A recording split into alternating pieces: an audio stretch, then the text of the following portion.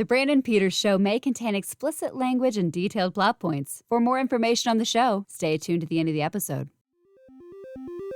The summer of 2004 at 20. Welcome to another Friday and another installment of the Summer of 2004 at 20 music video companion series on The Brandon Peters Show. Today's guest with me and returning from the summer of 2003, or 93 at 30, it is David Banks. Hello, Brandon. How are you? Not bad, not bad. Thank you for doing this intro a second time to listeners. We didn't record for a bit for the first time, so this is our second run here. Yeah, let's take a behind the curtain a little bit. Behind the curtain. I'm going to admit my faults here, so if things seem a little that's because of that. So it's the summer of 2004. David's back. I'm very happy to have you. You were a central piece of 93, and I'm forever grateful because you had to come and swoop in and immediately fill in for a couple extra music videos, and I deeply appreciate that.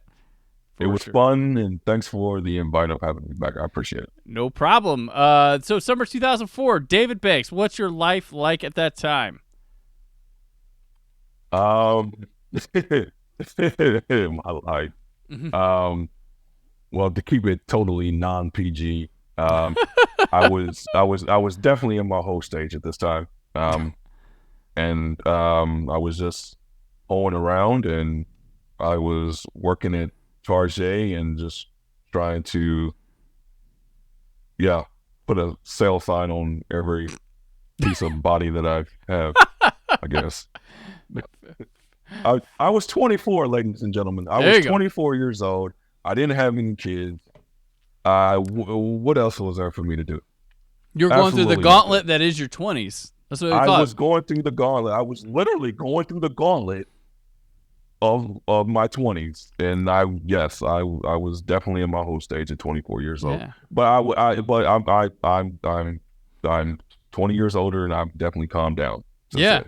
Me and my friends. So I quit smoking in my mid to late 20s, and you was a smoker? Yeah, I was. That. Yeah, it's funny. I've known you for a while, and I did not know that. I was a smoker when I was 17, and then I quit when I was 26, 27. Oh man, you almost had a 10-year period there. Yeah, yep. I have now been quit long enough that my risk of heart disease and lung cancer are the same as a non-smoker. So, congrats to me for making the right decision. But we had a friend of mine, some college friends of mine, we all quit around within years of each other smoking, and then when we were in our 30s, one of our friends picked it up, started smoking. We're like, what the fuck, dude? You made it through the gauntlet and weren't a smoker. What are you doing now? What? What are you doing? So, yeah, we call it the gauntlet. We call the 20s the gauntlet. It was the gauntlet. It was the gauntlet. I never was a smoker. I never partaked. Good for you, because I'm a moron. So, but like I said, I was definitely in my whole stage. So if any of the women that I know back in 2004 is listening to this, I'm sorry. And I what's really up? am. No. Yeah. Hey, how you doing? Call me.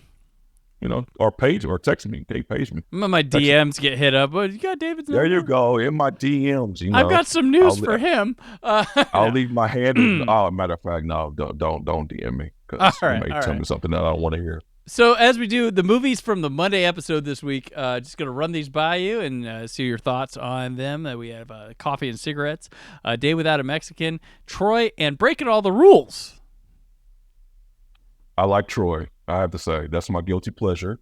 It's just a pleasure. It's not guilty. If you enjoy it, okay, it's a pleasure. We don't guilty pleasure here. I love a Wolfgang Peterson film. I don't think I haven't seen a Wolfgang Peterson film that I haven't liked. But I do enjoy watching Troy every time it comes on. So that out of that bunch, that's my go-to. It's Troy. Plus, like I said, I am fully confident in my manhood to say that Brad Pitt was looking very nice in that film. There you go. So, slicked and sweaty and bronze and you kind of the Goldilocks. Yeah, kind of He didn't want to be in that movie too. He had to do that because he was got out of another movie or something like that. So he was disgruntled on that. He didn't want to be in that? Yeah, no, he didn't. He was disgruntled on that movie. Yeah, was not Really? one he wanted to be on. Yeah, he was placed in it. goddamn. He was not. Yeah, Well, damn, Brad. yeah, he's fine What the though. hell? He's fine though. He's fine in the movie. It's all good. Oh, So yeah, today Dave and I are talking about "Yeah," which is the lead single from Usher's fourth album, Confessions, which included "Burn," which we will be talking about that video in a separate episode. So more Usher than just this, because this album, which also featured Confessions Part 2, My Boo, and Caught Up, was quite a phenomenon back then. This song is produced by Lil John, which features him and Ludacris, and it dropped on January 10th, 2004.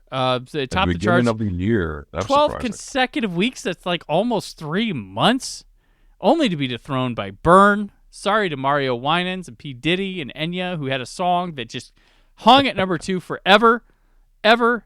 And then when finally, dethrones, it's to Usher himself for Burn. The song itself was a last-minute inclusion to the record, as the company wanted some other options after rejecting his submission. So he went to Atlanta, hooked up with Lil John, Ludacris. ATL comes together, just makes this song. But let's talk about Usher here. Let's talk about Confessions, which was a phenomenon of sorts. So I'm just it was going back. huge. I don't think I lived in this moment. I don't think I realized. I knew it was big, but I didn't realize how huge. But going back and looking at sales numbers and chart toppings and just everything, It was this huge. phenomenon. I don't think we realized or appreciated how big it was then. This was if a record will play like on constant rotation on the radio like every 10 minutes, it's huge. Yeah. It is huge. And just look at it today. I mean, you have old women, grandmas out there shaking their ass to this song still whenever it plays. Mm-hmm. This song, this is what you call a timeless. Well, when he did song. when he did the Super Bowl this year, everyone, the one thing that people said better happen is they better play "Yeah," and Lil John and Ludacris better show up. Yeah. Oh my God, man, it's crazy that we're talking about Usher in 2004, and it seems like 20 years later we're still talking about Usher. That's longevity, kid. That is longevity. This man, and he's been in the game since he was a child. I think he came out in 93. Yeah, he was very young. Yeah. And then My Way took him to a big level. We had talked about the ascension of him. Do you want to go over that a little bit with? Yeah, I mean, My Way. Oh God, I'm probably gonna get this wrong. Came out in 97, 98ish, somewhere around there. Somewhere. And from there, I mean, that was a huge hit. A huge hit. From there, 1997. we get to 1997. Mm-hmm. So from there, we get to 8701, and he's still climbing. That was a monster hit also. And at that time, it was like his peak. So we thought. Yeah. It was his peak. And then when he dropped Confessions, I mean, his biggest selling album that he's ever had, with hit after hit after hit after hit. But I remember you saying that your favorite was 87. Yeah, 87. I feel like that was a masterpiece to me. And I felt like Confessions felt like the second part of a double album almost to it, because there are notable, aside from Yeah is its own thing here. That's boom. But Burn is You Got It Bad, just tinkered with a bit. There's other ones on here that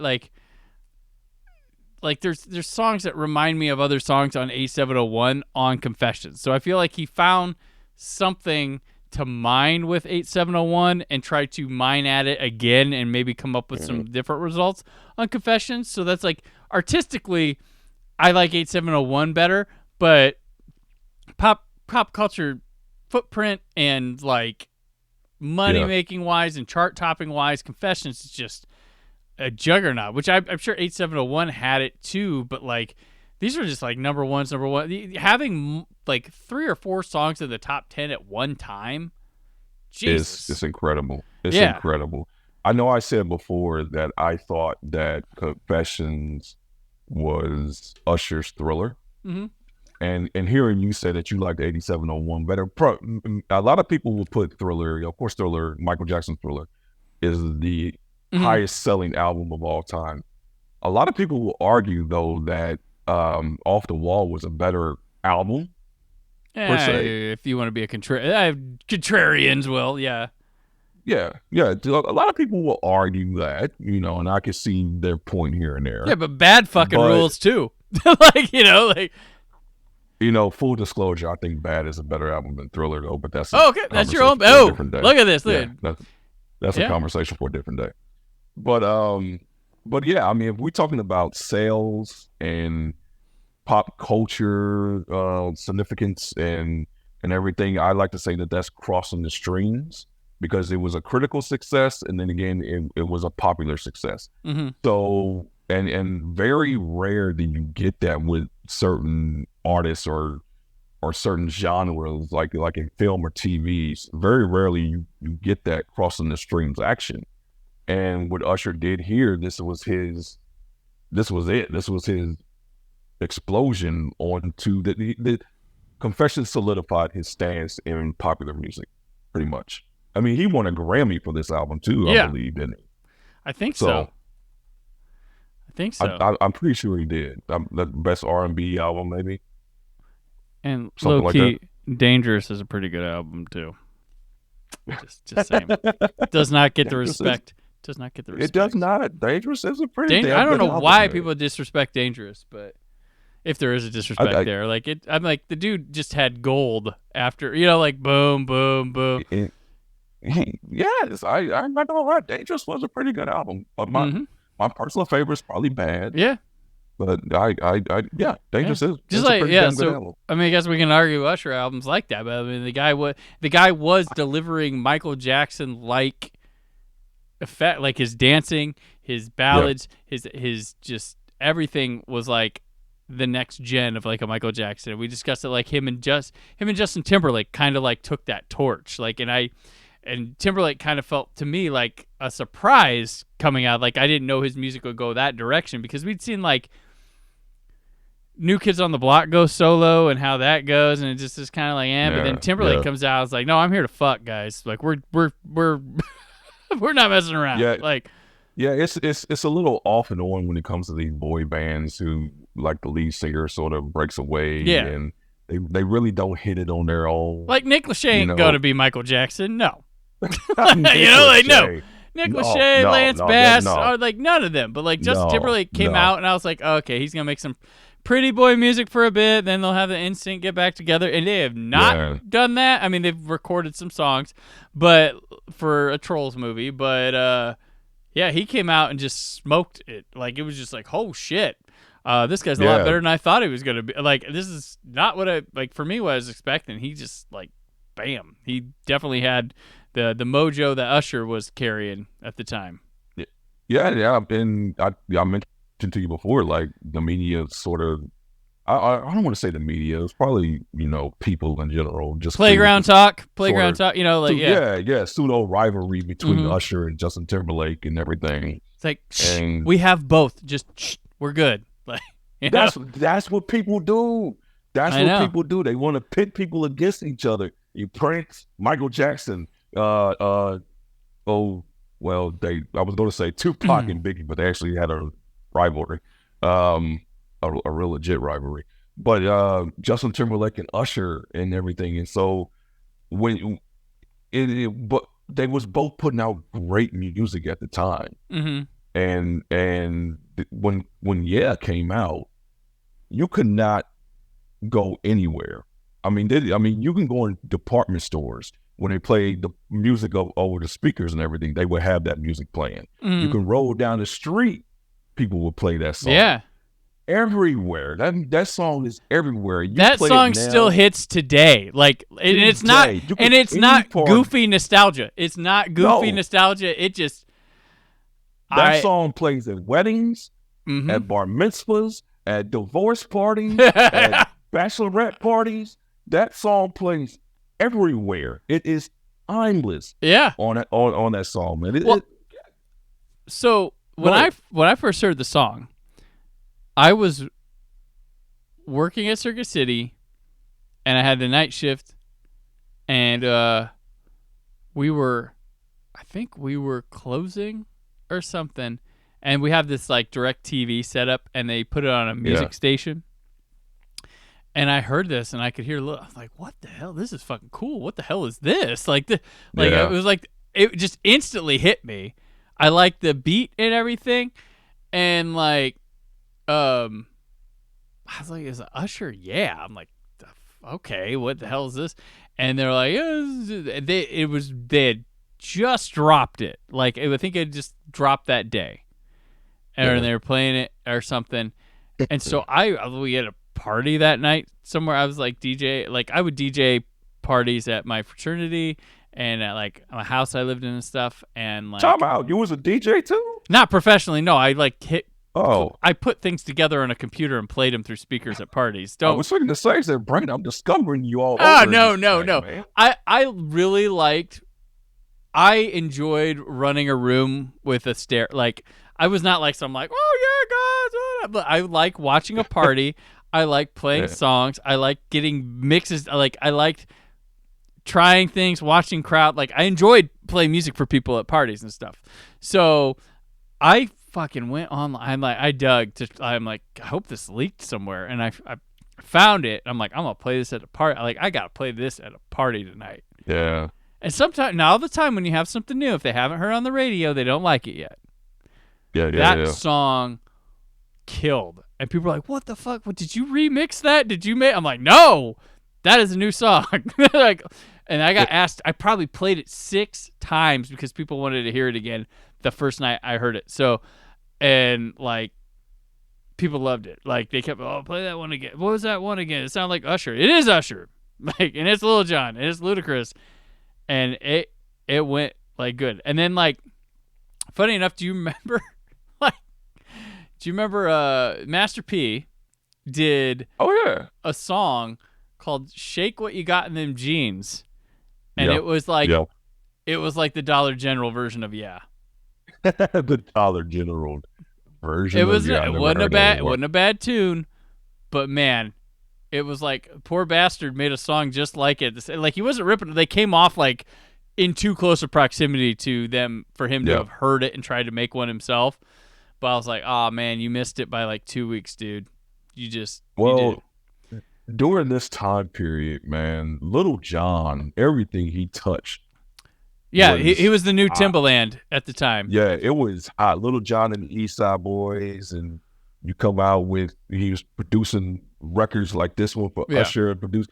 And shortly after this one, he came out with his own little album with the single "Lovers and Friends" that had Usher. Oh yeah, that song was big. Yeah, that song was big, and it was right off the heels of this one. Yep. So Lil John was the go-to producer, and the innovator of what people called crunk music back then. Yep.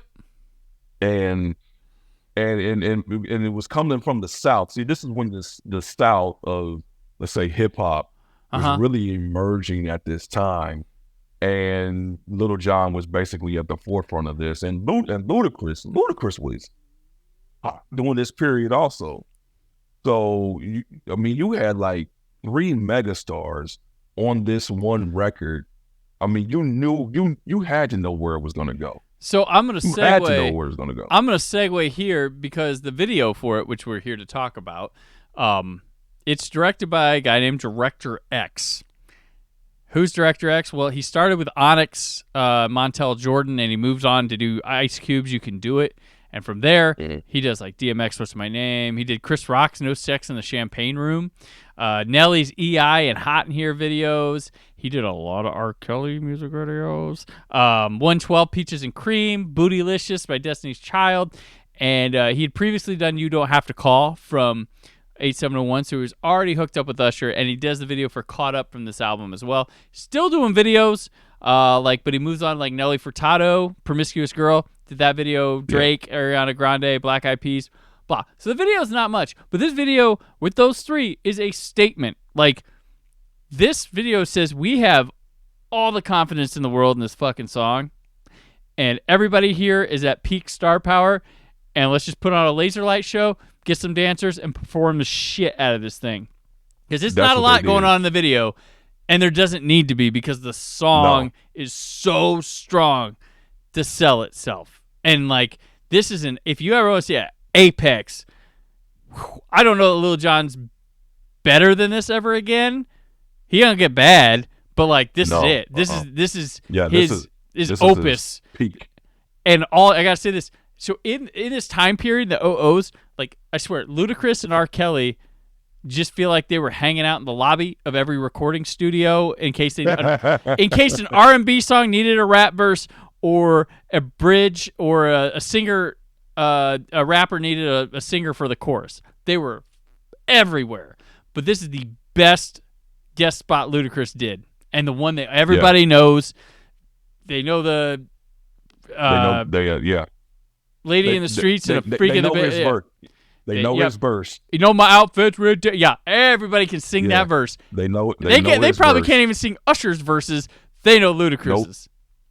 Nope. No, they always know. Take that, rewind it back. Yep. Ludacris or Lil John got the beat to make the booty go clap. They know all that. They know everything Ludacris did in this song. This is probably more popular than any Ludacris song like that he did. I think it is. Yeah. I think it is. Yeah. I really think it is. And he had huge fucking songs. Like he had area codes at this time. He had What's Your Fantasy? He debuted with What's Your Fantasy back in He had a great debut. He had great first few albums of his were dynamite. Every one of them.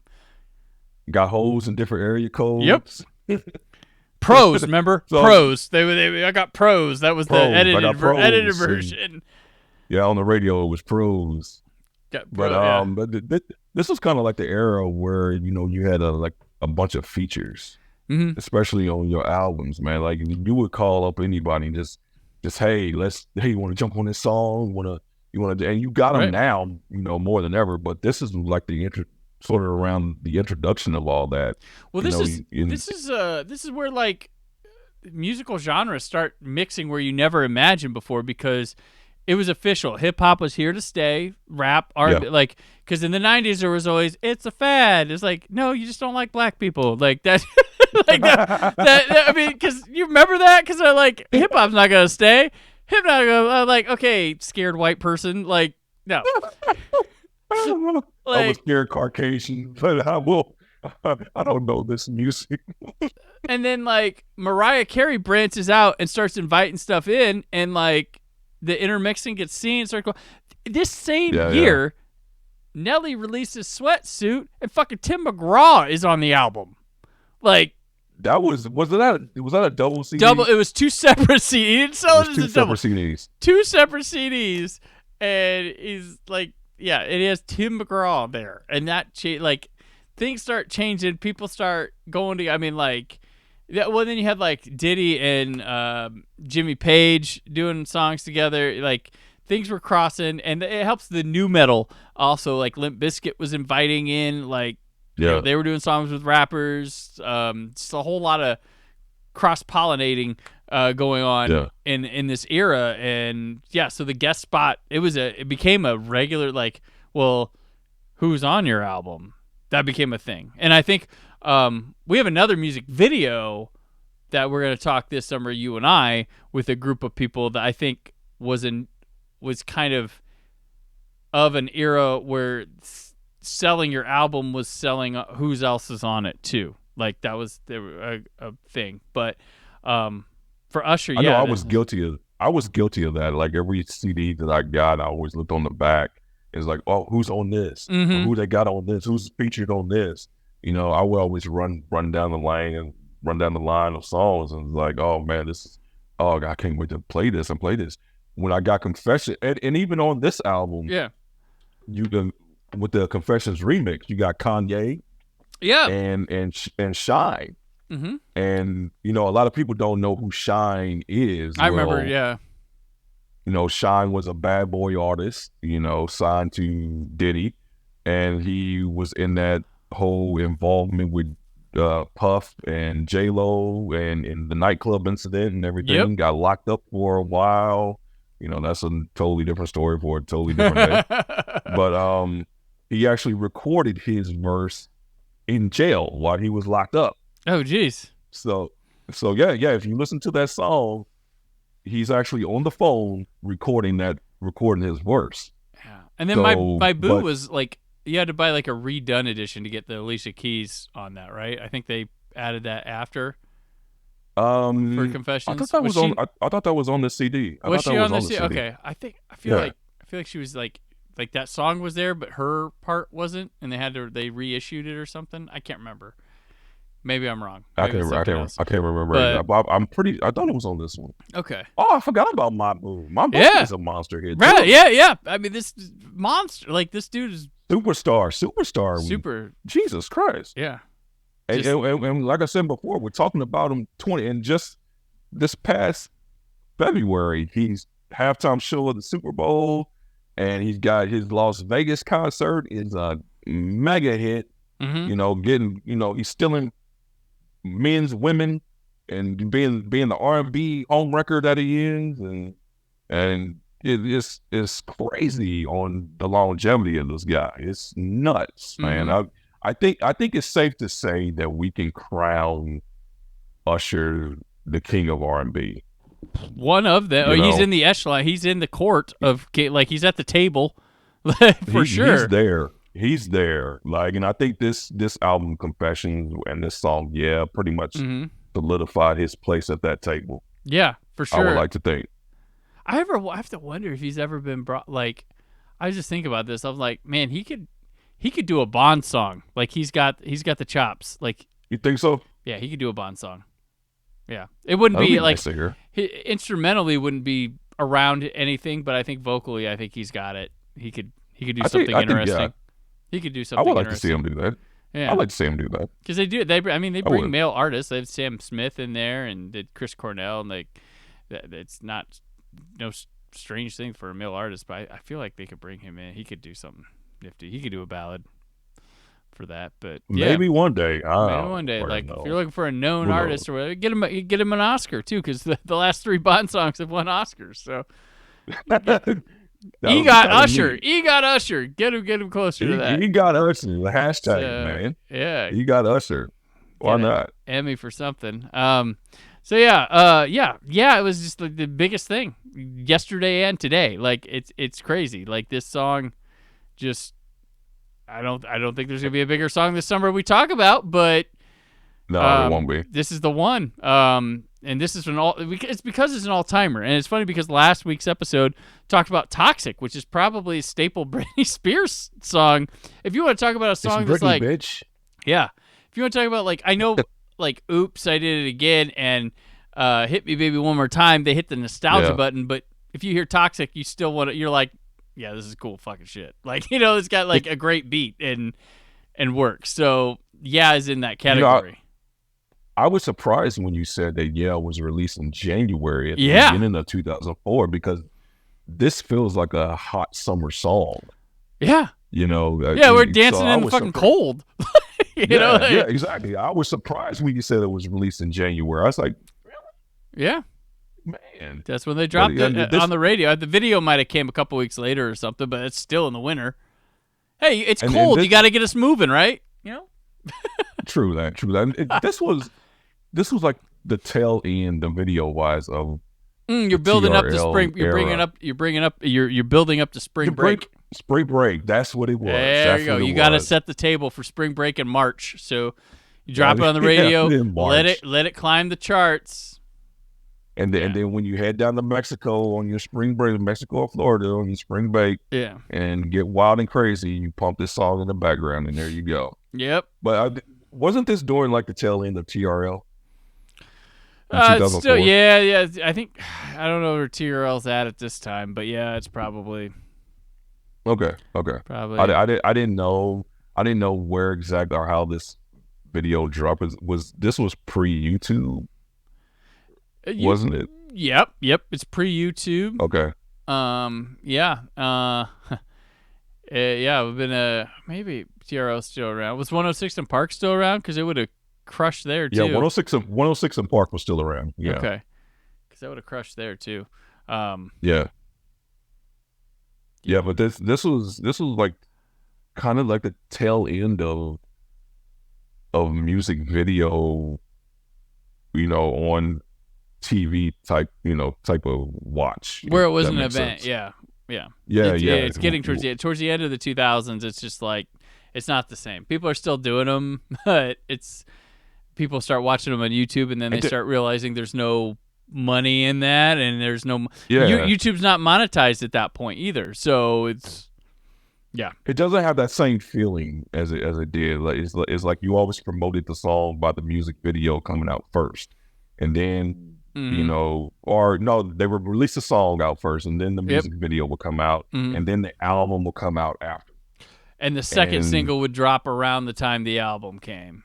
Yeah, exactly. And then that's where the sale starts rolling in, especially for this one. Like I said, I mean, I went out physically, and got this album, you know, from Sam Goody. You know, that's how old I am. You know, I mean, so now they just well, they drop all the singles like the day the album comes out. Here's the 4 singles from it. It's like, whoa, we gotta spread this shit out, man. Like, dude, you can, nowadays they drop like several singles out. Now you can get on like Spotify or wherever you get your music from now, and just pick what singles that you want out of that album. Like, I don't know. The release strategy is just like wild. It's just like, here it is, all the album. Here you go, we're done. Well, pretty much when some of these artists is coming out with an album almost every week now, and I don't know, like, what? Yeah. What? Usher, this is insane, because this is 4 years I mean, 8701 was 4 years after My Way, and then this was 3 years later, which 3 years is a good time. Like, that's a good album life cycle. So is 4, because in 4 years, he's also acting, doing The Faculty, he's doing Light It Up, he's messing around, but like, you release an album, you do the press tour, you go on tour, you go on like a European leg of it, like you give it 3 years, and then you maybe like, things are okay, we maybe bump that late 4th single out and try to run again, and then go work on, then in the final year of its life, you're working on the last album, or the next album. You can get 3 or 4 years between, but now it's like, you do one every year, and like, you just gotta, makes you want to respect that, like, the amount of relevant, huge, popular music that Taylor Swift has put out with a ton, like she puts out tons of shit. It's like, and it works, and it's not low quality stuff. Like it's like, wow, okay, that. But then like when you go on tour or something, like I don't know, I'm a different person with my concert going, so like I always like because like there are songs and albums that the pop artist typically says, here's my album. We go on tour for this album. When we get to the next album, we only carry the singles from the previous album, and then we introduce the next album. Then just the singles stay. And I'm like, there's good stuff you leave out. But like the whole thing that like there's 12 songs, there's 4 singles, and 12 songs, 4 of them are singles, and the rest is filler. Like no, believe in your shit, man. Not everything's got to be radio friendly to be good. Not everything's got to speak, but that's the way the circuit goes in the pop scene, it seems. Yeah, I kind of miss those days where it takes like 3 or 4 years to come out with a new album. It's like that old cliche, so how can we miss you if you're not gone? Yeah. And then you come out and drop a killer single, and then you're like, oh my God, I can't wait till the album comes out. And then you're salivating at this, you know what I mean? And I miss those days. You got to hang with your album for a while, you know? Yeah, you got to appreciate it a little bit now. Now you don't get to appreciate it and just, savor it. And now you just move on to the next one. Like, okay, well, I guess that's how it is these days. I mean, it's not your only option. You got the vault of music at your fingertips on various apps all the time. Yeah. And you're not just like, well, I bought this CD, I better spin it for as long as, because the radio can get boring. And then, but it is what it is. Art is just, I don't know. It dies with the streaming stuff for me, but it really did. It really did die. But I mean, you can play this on this album, this song on constant rotation, and we'll still get the hits and the My Way, 8701, and Confessions, the trilogy. The trilogy. That's what it is. Yeah, that's so what good. It is. It's the trilogy. It's so good. That's what it is. And this is it. Like I said, I believe this is his Thriller. Yeah. And I don't think he hasn't topped it yet. So he will have this for the rest of his life. This is it. Oh, yeah. This is what he will be remembered for. Yeah. Which is a great thing. Yeah. All right. Well, I hope you remember to continue listening to this show. David, thank you for joining up. You'll be returning later this summer. But until then, where can people keep up with you? Well, they can just hit me up on social media. David Banks. Just look me up on Facebook. You can look me up on Instagram. I got all my handles on my Facebook page, so that's where you can hit me up at. Follow me, do whatever you want to do. All right, cool. I'm nothing special. I'm just an ordinary guy. I don't but he's a great ordinary guy. Like he's a great ordinary guy, and he will be back on the podcast stream someday. Well, he is right now. So, all right, I'm on the socials at Brand4KUHD. PopCon Louisville is taking your podcast submissions now, so I will be hosting that again and scheduling. So get those in. It's at the end of August. We're gonna have a lot of fun. Guests. I don't know. Maybe you've heard who it is now, but since it's not officially announced as a time of recording, I can't talk about those. So get those submissions in. I hope to see you there. Come down at the end of August. Information, tickets, and whatever is at popcon.us. I'll be back Monday with Scott and Aaron as we discuss Shrek 2, Stateside, Yuva, and Love Me If You Dare. All that and more as the summer of 2004 at 20 continues. The summer of 2004.